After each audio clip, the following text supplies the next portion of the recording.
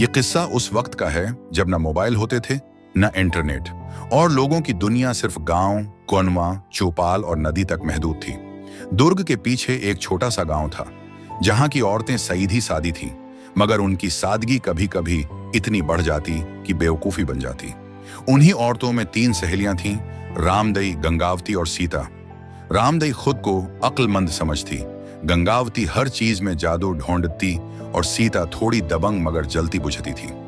एक दिन नदी पर जब वो कपड़े धो रही थीं, तो किसी ने बताया कि एक शहर से आया हुआ शख्स बटेर बेच रहा है और कहता है कि जो बटेर सुबह सबसे पहले बोलेगा उसके घर में किस्मत जाग जाएगी।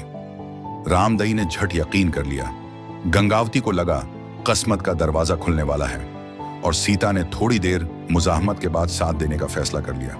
तीनों ने मिलकर पैसे जोड़े और बाजार गए, जहां बटेर बेचने वाला शख्स रंगीन कपड़ों में पंजरा हाथ में लिए कह रहा था, ले लो किस्मत वाले बटेर, जो बोलेगा वही तुम्हें अमीर बनाएगा।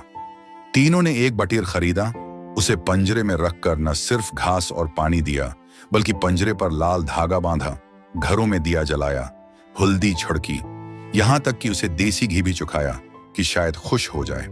लेकिन बटेर खामोश रहा, न बोला, न हिला, न दिला, बल्कि 3 दिन तक गुमसम बैठा रहा, जैसे वो किस्मत नहीं बल्कि कोई थका हारा राहगीर हो। कभी पंजरा नदी के किनारे ले जाते, कभी दरख्त पर लटकाते, कभी उसके सामने गीत गाते, मगर नतीजा वही ढाक के 3 पात। चौथे दिन जब वो वापस आए तो पंजरा खाली था, बटेर उड़ चुका था और किस्मत साथ ले गया था। तीनों के चेहरे का रंग उड़ गया, एक दूसरे को देखते रह गए, और मोहल्ले की औरतों ने खूब मजाक उड़ाया। सबने कहा, किस्मत बटेर से नहीं अक्ल से चलती है। आखिरकार वो फकीर बाबा के पास गई, जो बरसों से दुर्ग के पास पुराने बरगद के नीचे बैठा था, हाथ में प्याला, सिर पर पुराना इमामा और चेहरे पर झरियों का राज। उन्होंने सारा किस्सा सुनाया तो बाबा मुस्कुराकर बोला, बेटियों, किस्मत वही जागती है जो अक्ल के साथ हो। बटेर बोले या ना बोले, पर तुम्हारा दिमाग जरूर बोलना चाहिए। उस दिन के बाद वो तीनों न सिर्फ होशियार हो गईं, बल्कि गांव की दूसरी औरतों को भी सिखाने लगे कि हर चमकती चीज सोना नहीं होती, और जो बात अक्ल को ना भाए उसमें यकीन मत लाओ।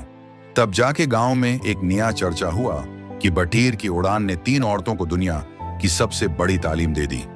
अपनी अक्ल से फैसला करना सीखो, और यूं उनकी बेवकूफी एक दिन उनकी समझदारी की बुनियाद बन गई।